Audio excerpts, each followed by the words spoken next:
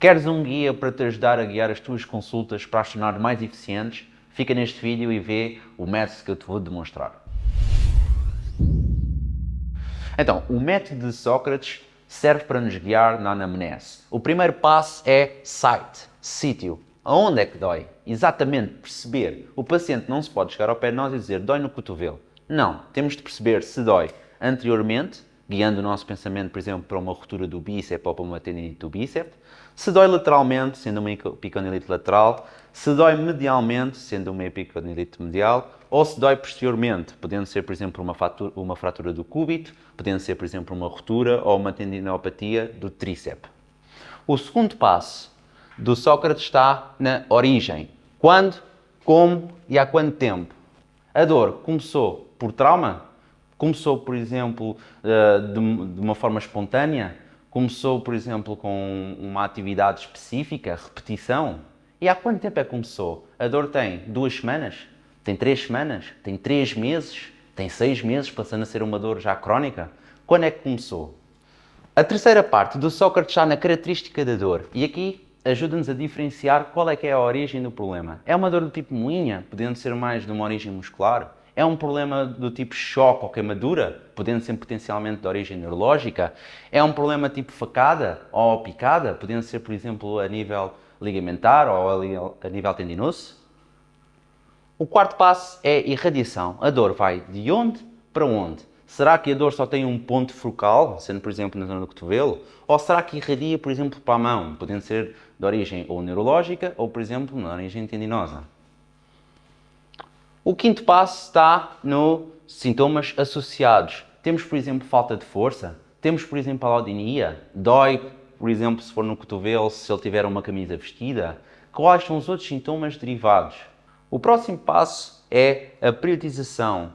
A dor é maior ao acordar? Depois de 30 minutos de acordado ela piora? É pior de noite? É pior ao deitar? Vai piorando ao longo do dia? É intermitente? Acontece só com exercício? É importantíssimo para perceber a origem, se é um problema, por exemplo, inflamatório ou se é um problema de origem nociceptivo.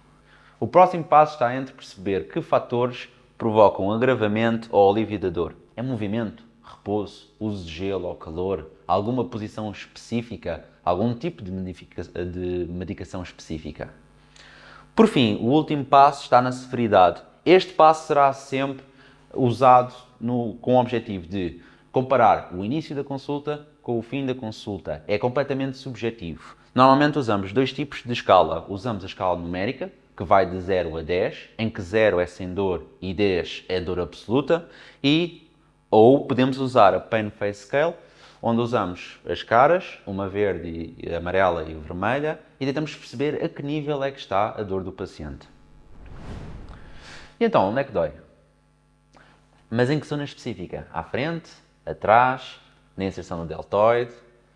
Na zona do trapézio? Onde é que exatamente dói? Então, mais aqui à frente. Ok. E então, começou há quanto tempo? Começou há 2 semanas. E foi com que razão? Foi algum trauma? Começou do meio do nada? Foi depois do surf. Ok. E quais é que são as características da dor? É mais uma moinha? É uma facada? É a sensação de queimar? Como é que é o tipo de dor?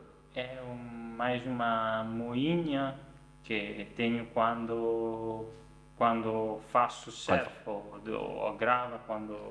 Ok. E durante o surf, vai haver mais... A dor vai para algum lado? Desce, por exemplo, para o braço? Ou é só no sítio? Deixa até aqui. Ok. E, por exemplo, sente alguma dormência, algum formigueiro ou parestesia?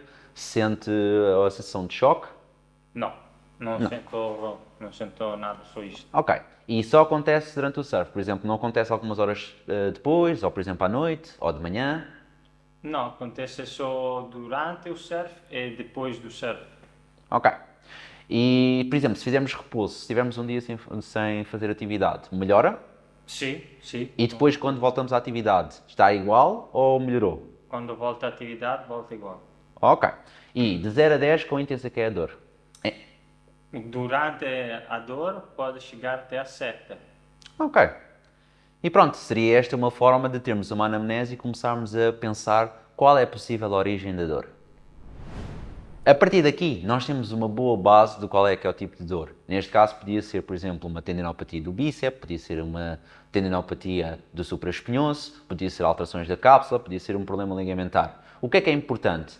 A partir deste caso específico, temos de fazer questões específicas. Perceber se existe alterações, por exemplo, de trauma, se existe histórico de cirurgias, se esta dor é recorrente e já houve algum episódio semelhante no passado. Aqui vamos sempre depender da pessoa que está à nossa frente.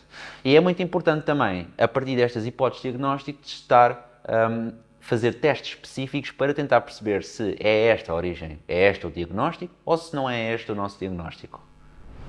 Gostaram desta forma como nós apresentamos uma anamnese? Este é apenas um dos métodos possíveis para poder guiar uma consulta.